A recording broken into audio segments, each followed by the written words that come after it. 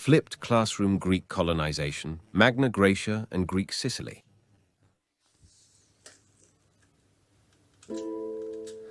Between 800 BC and 750 BC, there was a rebirth of civilization in Greece through the spread of the polis.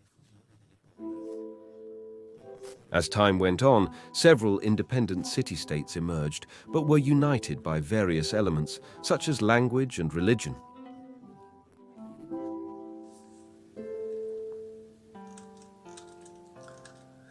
Observe now the two images.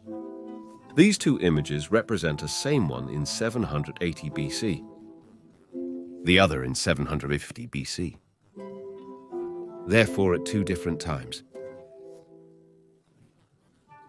The former does not yet have a wall, and there are spaces where landowners can allocate land for cultivation, but Greece has predominantly mountainous terrain, so the land for cultivation is very limited.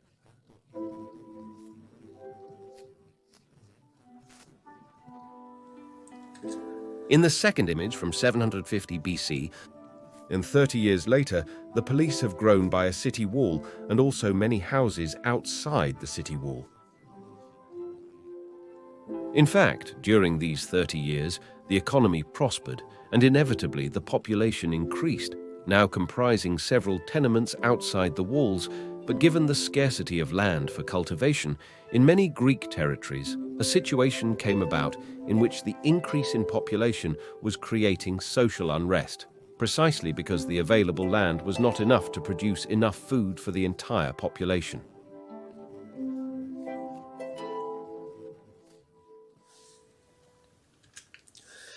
And so it was determined that a part of the Greek population, particularly those from the city of Corinth, the city of Chalkida, and the Isthmus of Corinth, had to leave the motherland, initiating the Great Greek Migration, thanks to which the Greeks founded cities and settlements scattered throughout the Mediterranean Sea that nevertheless maintained a very strong connection with Greece.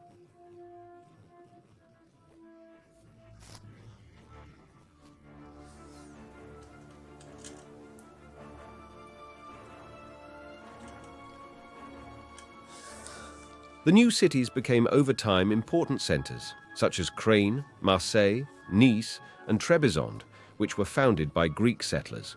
And in particular, we recall the involvement of two territories, Magna Grecia, which corresponds to today's southern Italy, Sicily.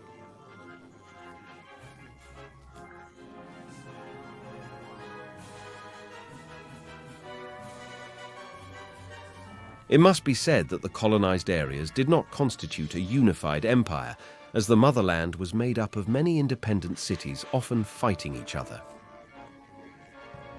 Therefore, the colored areas representing the migratory movements of Greeks are called areas of Greek influence, between which new Greek cities were located, away from the cities or territories of origin.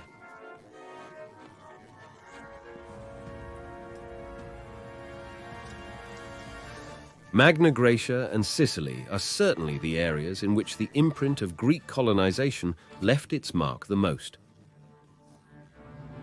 In fact, this wave of migration left important consequences, as important were the cities that were founded, such as Tarentum, Croton, Reggio, and Naples in Magna Grecia, and Syracuse, if Agrigento Selinunte, from the mother city of Gela in Sicily.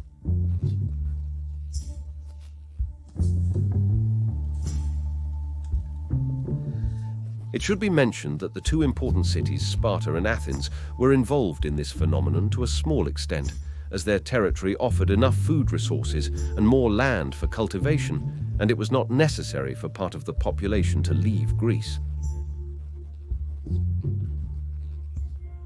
In fact, Athens founded no colony, while Sparta in Magna Grecia founded only one city, Tarentum, which the Greeks called Tara. And here we are in one such city, Agrigento, which the Greeks called Akragas. Agrigento was founded by Greek colonists who had founded in Sicily, the city of Gela. From this image we can see a large Doric temple, the temple of Zeus Olympius, which was the largest Doric temple ever built by the Greeks. Akragas was a majestic, beautiful city full of important buildings. Pindaro called it the most beautiful city among mortals.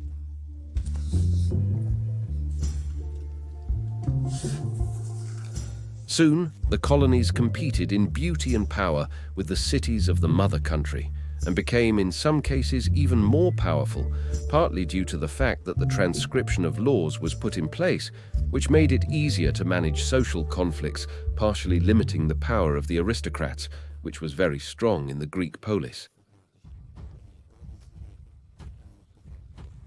In fact, the transcript allowed everyone to know the laws in such a way that they could control their actual implementation. Thus, aristocrats could not apply them to their advantage, as was the case in Greece and in the past.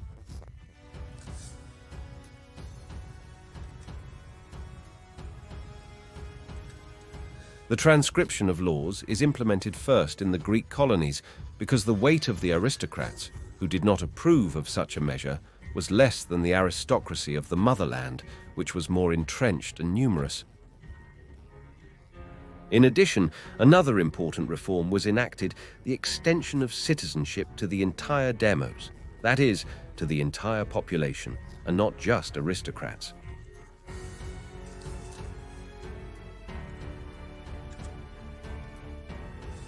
In addition, between the 7th and 6th centuries BC, the so-called tyrannids took hold, and in Agrigento several tyrants ruled the city.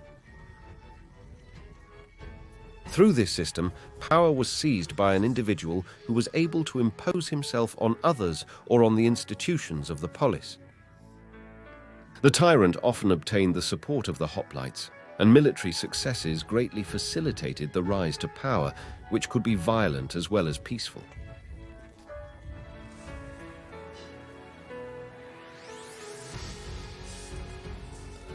Tyrannus also often sought the consent of peasants and artisans.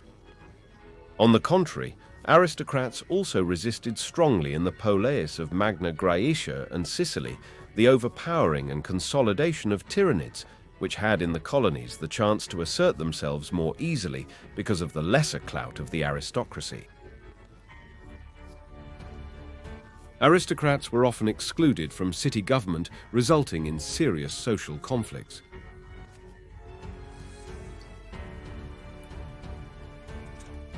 The colonies and cities of Magna Grecia and Sicily prospered for centuries.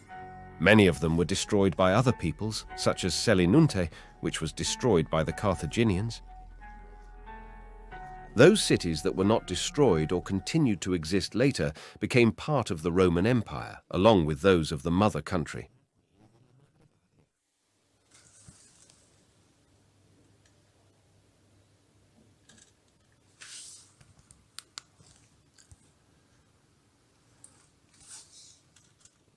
Thank you for viewing illustrated video created and animated by Flip It Prof. Marco Mellis.